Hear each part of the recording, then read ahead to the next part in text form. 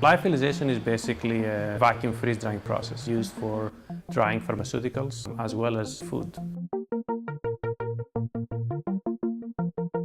LyoHub has active and continuous input from industry members. That type of engagement is also unique to LyoHub and to the consortium.